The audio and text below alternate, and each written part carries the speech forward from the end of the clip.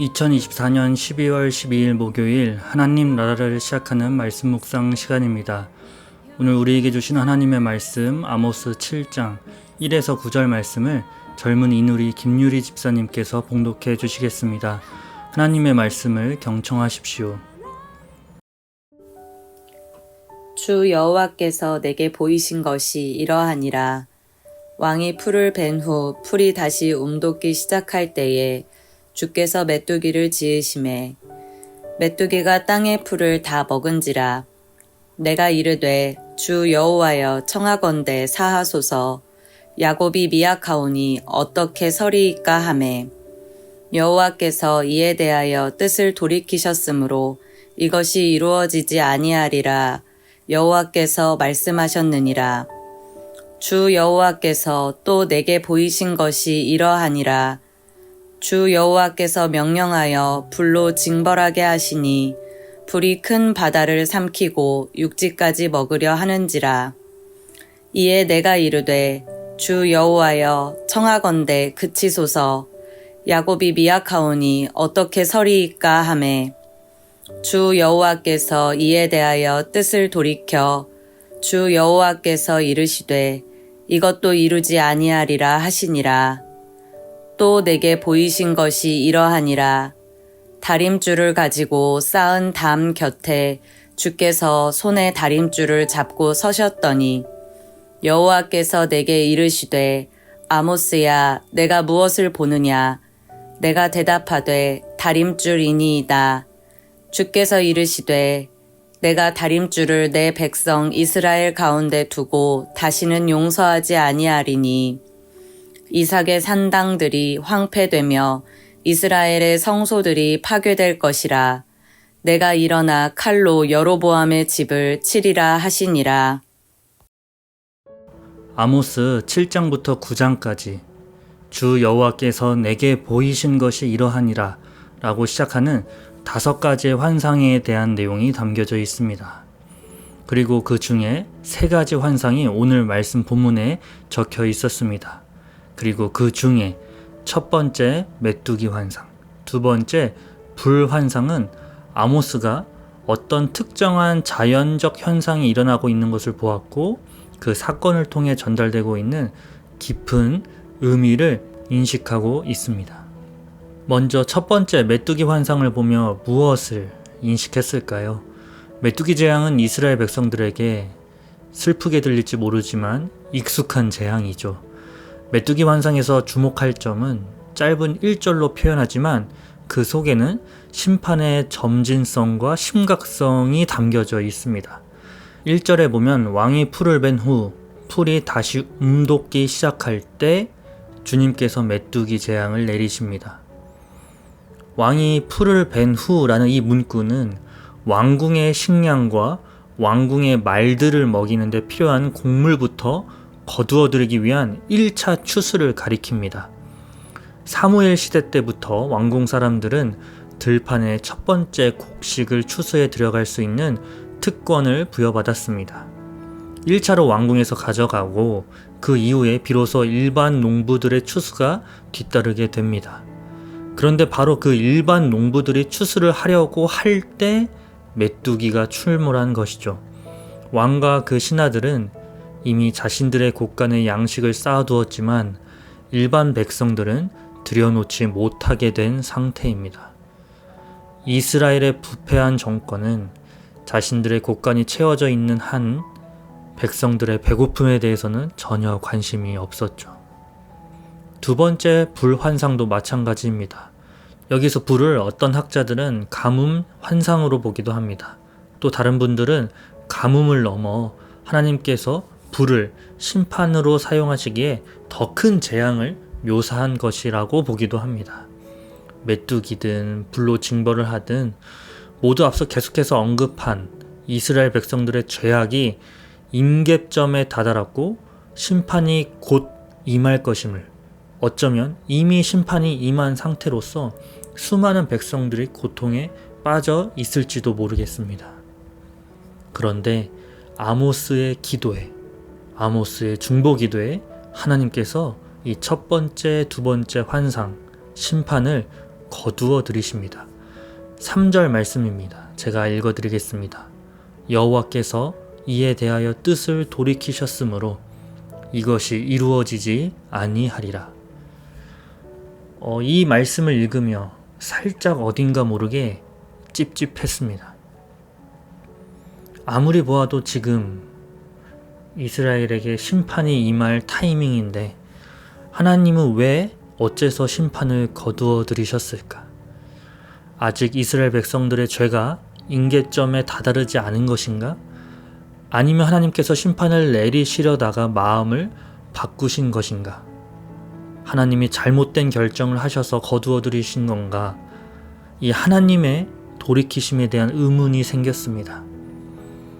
그리고 계속해서 묵상하다 보니 도대체 아모스 예언자는 뭐라고 기도를 했길래 하나님은 심판을 거두어 들이셨을까 질문으로 발전하게 되었습니다. 2절 말씀을 보면 아모스 선지자가 이렇게 중보 기도를 합니다. 제가 2절 말씀 읽어드리겠습니다.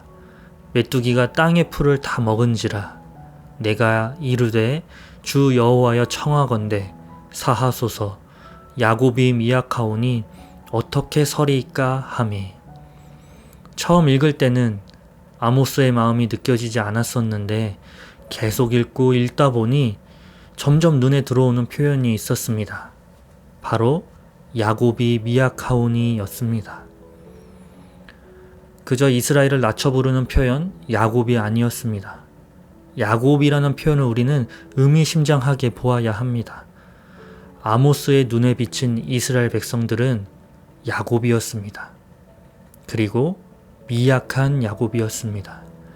타인을 속임으로 많은 것을 취하려 했으나 결국 스스로를 속이는 어리석은 일이라는 것을 뒤늦게 깨달은 인물이 야곱입니다. 아모스가 보기에 이스라엘 백성들은 이스라엘이란 이름이 어떻게 주어졌는지 깨달아야 했던 민족인 것입니다. 그리고 우리가 모두 알고 있듯이 이스라엘이란 이름을 얻은 그 순간은 하나님과의 사투를 통해 자신의 힘과 기만을 내려놓고 환도뼈가 부러지면서까지 절실하게 처절하게 하나님을 붙잡음으로써 얻은 이름임을 기억해야 했습니다. 그리고 그 누구보다 그 순간을 애타게 기다리셨던 야곱의 아버지 되시는 하나님께서 내가 졌다 말씀하시며 이스라엘이란 이름을 허락하신 분이 바로 하나님이셨습니다. 아모스는 바로 이런 하나님께 야곱의 연약함, 미약함을 연상시키므로 하나님의 자비하심과 긍휼 그리고 결국 용서하심에 이스라엘의 운명을 맡긴 것이었습니다. 아모스의 중보 기도를 토마스 레이트 학자는 이렇게 이야기합니다. 죄 지은 자가 회개하여 돌아올 것을 전제로 해서 올리는 기도가 아니라 전적으로 하나님의 성품과 자유에 근거한 용서를 구하는 행위이다. 결국 아모스의 중보 기도는 하나님께서 자신의 뜻을 돌이키심으로 끝이 납니다. 아까 질문으로 돌아와 하나님은 어째서 하나님의 마음을 돌이키셨을까? 일단 여기서 하나님께서 마음을 바꾸시다, 돌이키시다라는 표현은 하나님을 인간적인 입장에서 묘사한 히브리 문학에서 사용되는 관용적인 표현입니다. 하나님께서 마음을 바꾸신다는 것은 그분이 자신의 결정에 대해 후회하시거나 잘못된 결정이었음을 인정한다는 의미가 아닙니다. 하나님의 돌이키심 속에는 자식을 향한 애끓는 가슴을 갖고 자신의 백성을 대하는 분이라는 것을 드러내는 것입니다. 내가 분명 이스라엘이라고 부르기로 했는데 야곱으로 돌아간 자식을 보며 가슴 아파하는 분이 바로 우리 하나님이십니다. 그리고 우리의 중보를 들으시고 응답하시는 분이 바로 우리 아버지 하나님이십니다. 오늘 주신 말씀 기억하며 기도하겠습니다. 자비의 하나님, 우리 대한민국을 용서해 주옵소서. 연약한 대한민국입니다. 이 나라 이 민족은 혼자 설 수 없습니다. 주님의 도우심을 간절히 구합니다. 예수님의 이름으로 기도합니다. 아멘. 오늘 감사 사연은 말씀을 봉독해 주신 김유리 집사님의 사연입니다. 제가 읽어드릴게요. 안녕하세요. 높은 뜻 우신교회 성도님들. 연말에 감사 사연을 쓰게 되니 지난 한 해를 되짚어보는 좋은 시간이 되네요. 가장 큰 감사를 헤아리니 고민 없이 제가 몸담은 공동체를 떠올리게 됩니다. 올해 저희 수는 가을 단풍처럼 물들었습니다. 코로나19 시기에 원격으로 드문드문 만나던 순모임으로 시작하여 대면 예배 후 한 달에 한 번씩 형식적으로 모인 시간들이 이어졌습니다.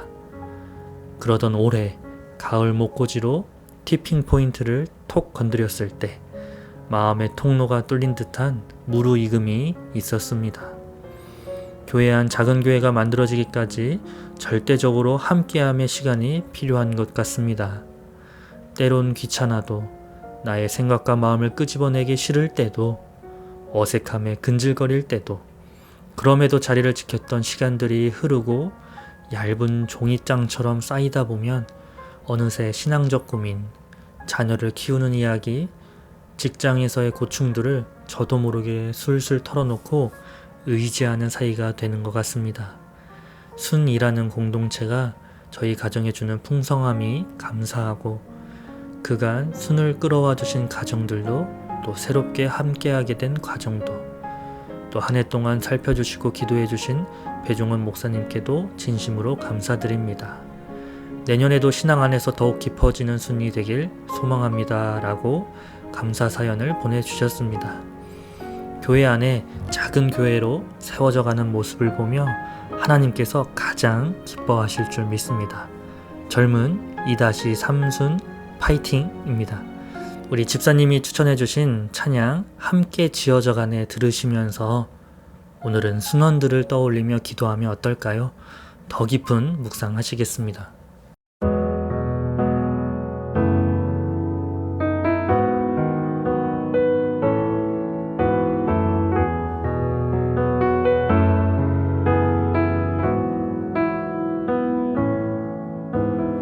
우리는 하나님의 자녀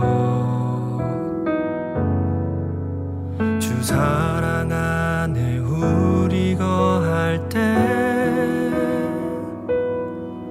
주님 나를 사랑하신 것 같이